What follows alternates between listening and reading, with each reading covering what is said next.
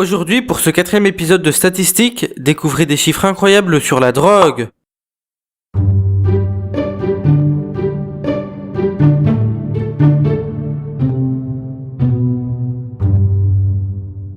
Merci Robert pour cette intro magnifique. Ah, la drogue, je ne pourrais pas vivre sans toi. Non, sans rire, la drogue est vachement présente dans le monde, peut-être parfois trop. Les trafics de drogue existent depuis le début du XXe siècle, mais ce n'est qu'à partir des années 70 que la drogue s'est répandue dans les pays riches. En 1990, les trafics s'effectuaient déjà au niveau mondial.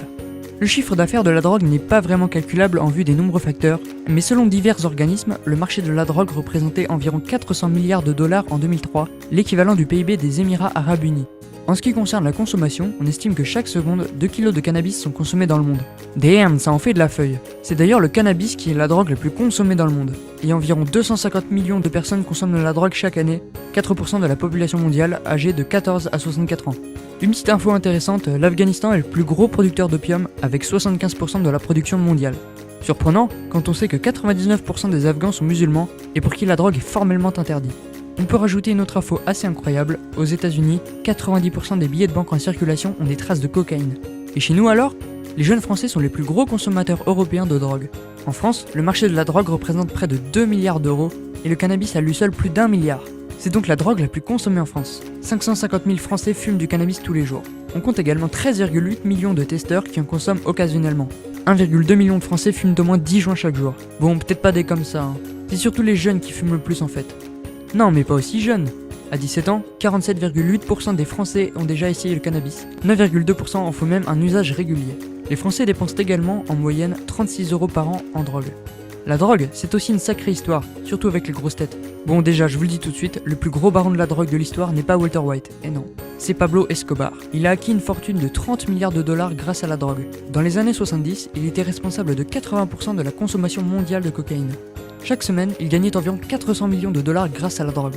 Enfin, le petit chiffre what the fuck, il a un jour brûlé 2 millions de dollars cash pour réchauffer sa fille qui avait froid. Sachant que moi, si je suis malade, je sais même pas si j'ai le droit à un Doliprane. Aujourd'hui, le plus gros trafiquant de drogue est certainement Joaquín Guzmán Loera, alias El Chapo Guzmán. À 58 ans, il est à la tête d'une fortune de plus d'1 milliard de dollars et il est considéré comme la 67e personne la plus influente de la planète. Il s'est d'ailleurs récemment évadé de prison après avoir creusé un tunnel de 1,5 km de long. Et oui, car la drogue, c'est mal.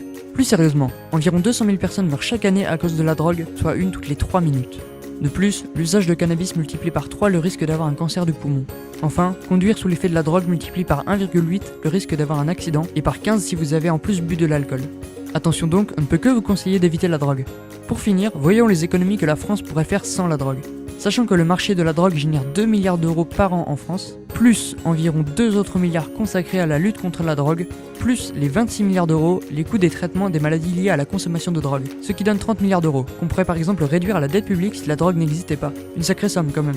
Si cette vidéo a satisfait ton envie de savoir sur la drogue, n'hésite pas à nous le dire, vous êtes déjà un paquet à être venus sur la chaîne et on est vraiment heureux. À l'heure où je vous parle, on est plus de 1500, sérieusement, ça nous fait chaud au cœur.